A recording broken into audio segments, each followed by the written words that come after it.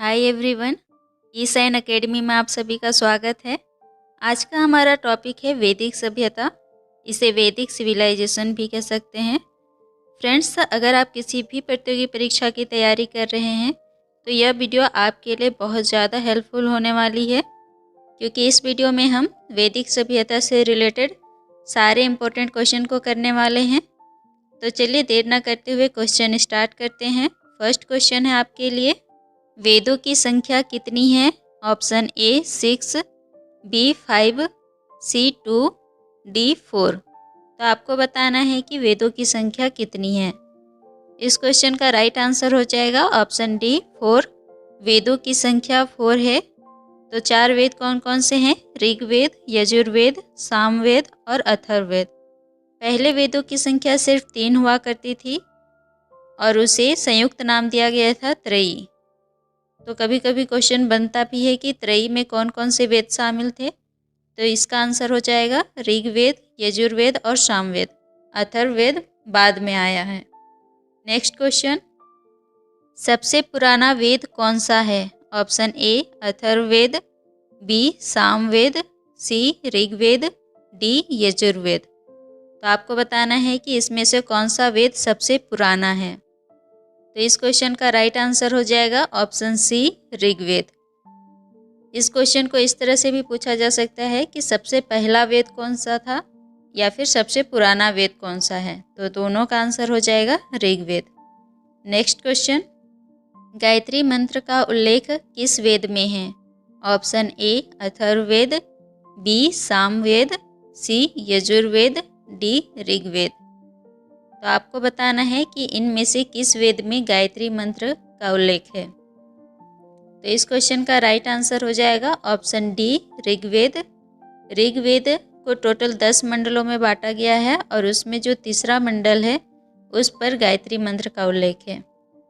Next, Rigveda को कितने मंडलों में विभाजित किया गया है?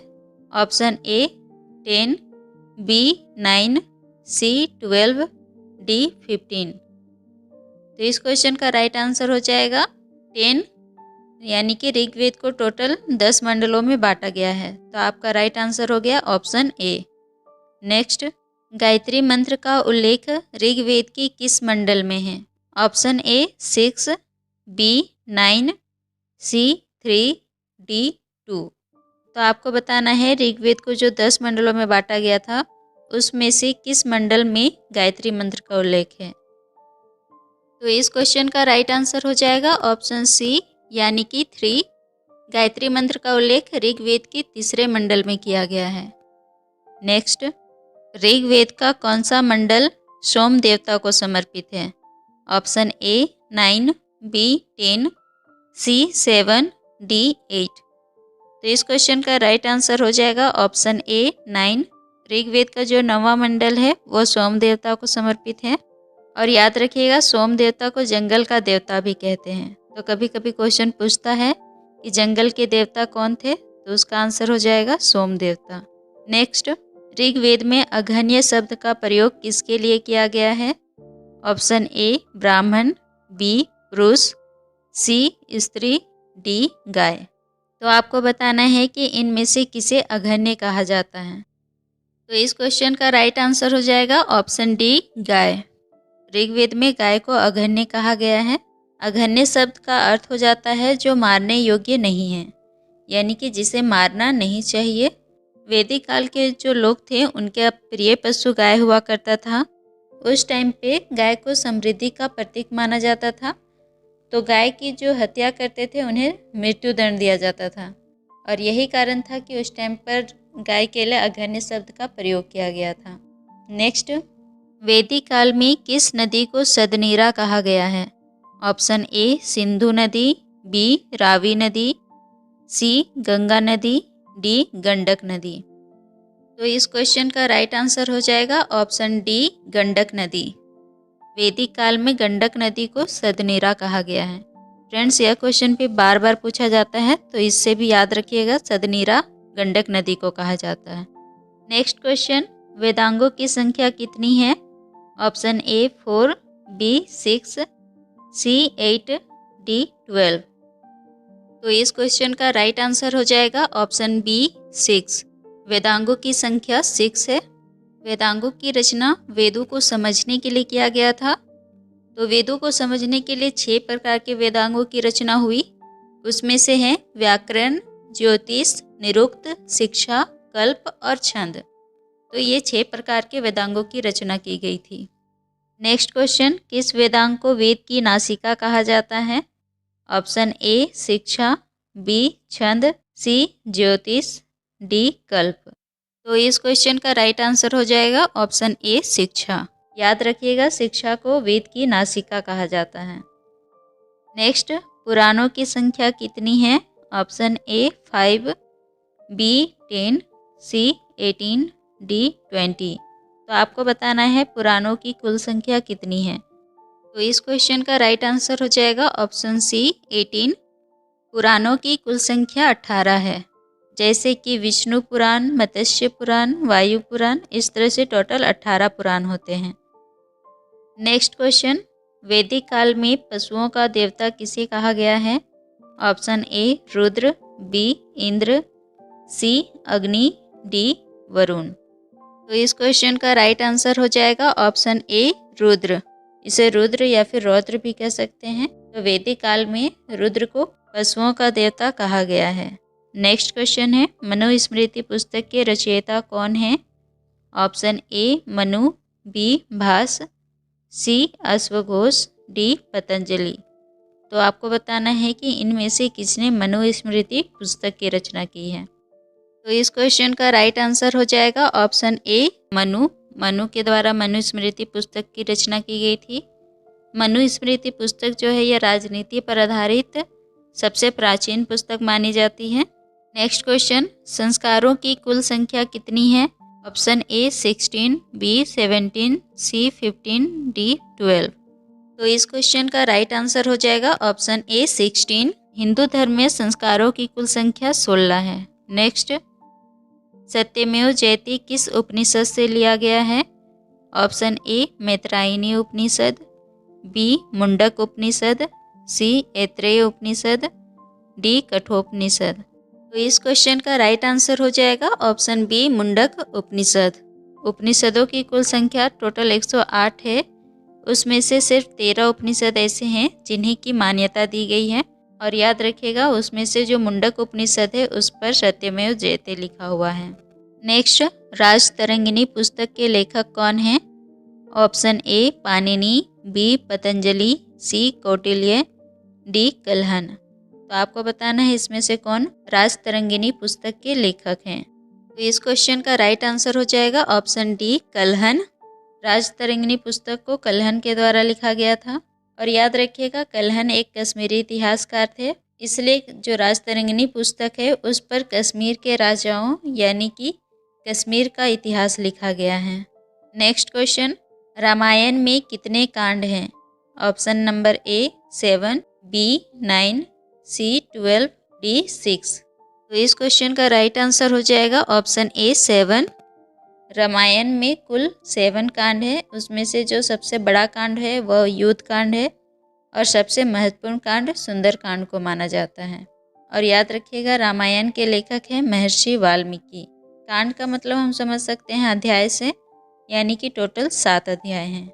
नेक्स्ट, वैदिक काल के लोगों द्वारा सबसे पहले किस धातु का प्रयोग किया गया था? ऑप्शन ए तांबा, बी कांसा, सी लोहा, डी सोना। तो इस क्वेश्चन का राइट आंसर हो जाएगा ऑप्शन ए तांबा। वैदिक काल के लोगों के द्वारा सबसे पहले तांबा का प्रयोग किया गया था। और याद रखिएगा, ऋग्वैदिक युग में तांबे के धातु के लिए अयस शब्द का प्रयोग किया गया है। नेक्स्ट क्वेश्चन है, गायत्री मंत्र की रचना किसने किया था? Option A Maharshi Valmiki, B Maharshi Vishwamitra, C Maharshi Vashishtha, D महर्षि वेदव्यास। तो इस क्वेश्चन का राइट आंसर हो जाएगा ऑप्शन बी महर्षि विश्वामित्र। महर्षि विश्वामित्र के द्वारा गायत्री मंत्र की रचना की गई थी। नेक्स्ट क्वेश्चन, महाभाष्य के रचनाकार कौन हैं? Option A Patanjali, B Kalhana, C Kautilya, D Panini. तो इस क्वेश्चन का राइट आंसर हो जाएगा ऑप्शन ए पतंजलि। पतंजलि के द्वारा महाभाष्य की रचना हुई थी। और याद रखिएगा, पतंजलि पुष्यमित्र शुंग के पुरोहित थे। नेक्स्ट क्वेश्चन, भारतीय संगीत का आदि ग्रंथ किस वेद को कहा जाता है?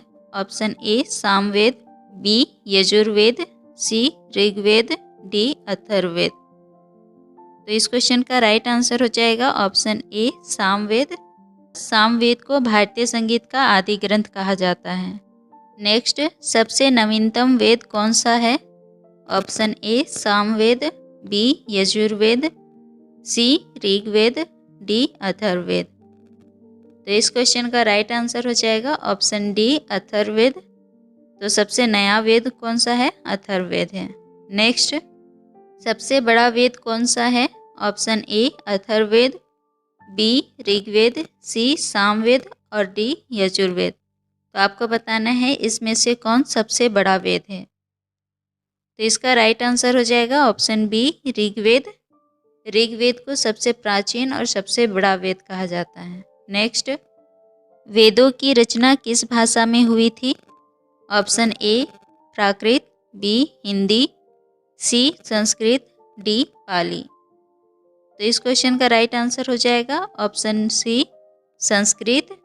वेदों की रचना संस्कृत भाषा में हुई थी। नेक्स्ट क्वेश्चन, किस नदी को ऋग्वेद में सबसे पवित्र नदी माना गया है? Option A Gandak, B Ganga, C Brahmaputra, D Saraswati. तो आपको बताना है कि इनमें से किस नदी को ऋग्वेद में सबसे पवित्र नदी कहा जाता था। तो इसका राइट आंसर हो जाएगा ऑप्शन डी सरस्वती नदी को। तो याद रखिएगा, सरस्वती नदी को ऋग्वेद में सबसे पवित्र नदी माना जाता था। नेक्स्ट क्वेश्चन, ऋग्वेद में सर्वाधिक बार किस नदी का उल्लेख किया गया है? ऑप्शन ए सरस्वती नदी, बी ब्रह्मपुत्र नदी, सी सिंधु नदी, डी गंगा नदी। तो आपको बताना है कि इसमें से किस नदी का उल्लेख सबसे अधिक बार ऋग्वेद में हुआ है। तो इसका राइट आंसर हो जाएगा सिंधु नदी। तो याद रखिएगा, सबसे अधिक बार उल्लेख सिंधु नदी का हुआ है और सबसे पवित्र नदी सरस्वती नदी थी। तो इस क्वेश्चन का राइट आंसर हो जाएगा ऑप्शन सी। नेक्स्ट, वैदिक काल में राजा द्वारा लिया जाने वाला कर क्या कहलाता है? ऑप्शन ए राजकर, बी बलि, सी लगान, डी राजस्व। तो आपको बताना है कि वैदिक काल में राजा द्वारा जो प्रजा से कर लिया जाता था उस कर को क्या कहते थे। तो इस क्वेश्चन का राइट आंसर हो जाएगा ऑप्शन बी बलि। वैदिक काल में राजा द्वारा अपने प्रजा से जो कर लिया जाता था उसे बलि कहा जाता था। नेक्स्ट, अष्टाध्यायी किसकी रचना है? Option A Panini, B Vedvyas, C Kalidas, D Kalhana. तो इसका राइट आंसर हो जाएगा ऑप्शन ए पाणिनि। महर्षि पाणिनि के द्वारा अष्टाध्यायी को लिखा गया था। और याद रखिएगा, अष्टाध्यायी पुस्तक संस्कृत भाषा में लिखा गया सबसे पहला व्याकरण है। तो कभी कभी आपसे यह भी क्वेश्चन पूछता है कि संस्कृत भाषा की पहली व्याकरण कौन सी थी? तो इसका आंसर हो जाएगा अष्टाध्यायी। और याद रखिएगा कि संस्कृत भाषा का पहला व्याकरण यानी कि अष्टाध्यायी को पाणिनि ने लिखा था, इसलिए पाणिनि को संस्कृत भाषा का जनक भी कहा जाता है। नेक्स्ट, किस वेद में जादू टोना का वर्णन किया गया है?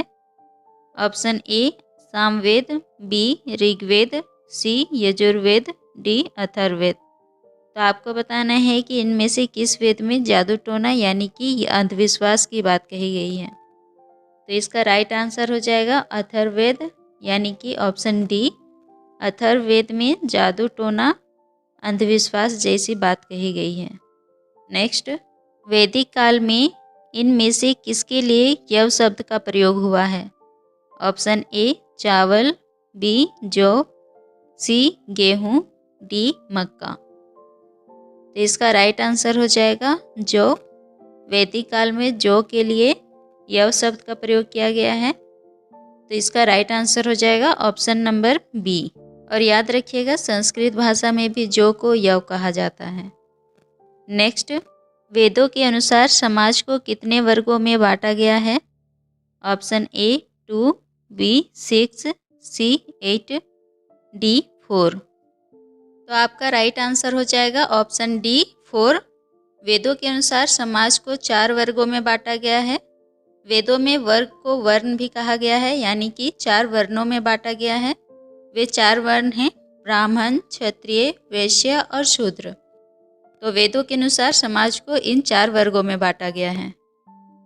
नेक्स्ट क्वेश्चन, महाकाव्य की संख्या कितनी है? Option A 2, B 3, C 4, D 1। तो इसका राइट आंसर हो जाएगा ऑप्शन नंबर ए 2। महाकाव्यों की कुल संख्या 2 है। और कौन कौन से महाकाव्य थे? एक महाभारत और दूसरा रामायण। महाभारत की रचना महर्षि वेदव्यास ने की थी और रामायण की रचना महर्षि वाल्मीकि ने। नेक्स्ट, महाभारत का प्रारंभिक नाम क्या है? ऑप्शन ए रत्नावली, बी सूर्य सिद्धांत, सी जय संहिता, डी महाभाष्य। तो आपको बताना है कि महाभारत का प्रारंभिक नाम क्या था। तो इस क्वेश्चन का राइट आंसर हो जाएगा ऑप्शन सी जय संहिता। महाभारत को पहले जय संहिता कहा जाता था। और याद रखिएगा, महाभारत विश्व का सबसे बड़ा महाकाव्य है और इसकी रचना संस्कृत भाषा में महर्षि वेदव्यास के द्वारा की गई थी। नेक्स्ट, किस वेद से यज्ञ के विधि विधानों का पता चलता है? Option A Atharvaveda, B Samaveda, C Yajurveda, D Rigveda.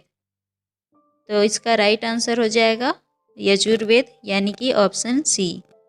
Yajurveda में यज्ञ से संबंधित विधि विधानों की बात कही गई है। और याद रखिएगा, वैदिक काल में 3 प्रकार के यज्ञ की बात कही गई थी, अश्वमेध यज्ञ, वाजपेय यज्ञ और राजसूय यज्ञ। नेक्स्ट, निम्न में से कौन सा ब्राह्मण ग्रंथ का संबंध ऋग्वेद से है? ऑप्शन ए ऐत्रेय ब्राह्मण ग्रंथ, बी शतपथ ब्राह्मण ग्रंथ, सी गोपथ ब्राह्मण ग्रंथ, डी पंचविश ब्राह्मण ग्रंथ। तो आपको बताना है कि इसमें से किस ब्राह्मण ग्रंथ का संबंध ऋग्वेद से है। तो इसका राइट आंसर हो जाएगा ऑप्शन ए ऐत्रेय ब्राह्मण ग्रंथ। तो याद रखिएगा, ऐत्रेय ब्राह्मण ग्रंथ और कौशिकी ब्राह्मण ग्रंथ का संबंध ऋग्वेद से है। नेक्स्ट एंड लास्ट क्वेश्चन है और इसका आंसर आप मुझे कमेंट बॉक्स पे बताइए। तो क्वेश्चन है आपके लिए, किस वेद में संगीत का वर्णन है? Option A Samaveda, B Atharvaveda, C Rigveda, D Yajurveda. तो आपको बताना है कि इसमें से किस वेद में संगीत का वर्णन है। तो आज की वीडियो में इतना ही। तो ये थी हमारी आज की वैदिक सभ्यता यानी कि वैदिक सिविलाइजेशन से रिलेटेड टॉप 35 क्वेश्चन। सारे क्वेश्चन बहुत ज़्यादा इम्पोर्टेंट थे और अगर आपको वीडियो अच्छी लगी हो तो वीडियो को लाइक करें और इस तरह के वीडियोस देखने के लिए चैनल को सब्सक्राइब ज़रूर कर लें।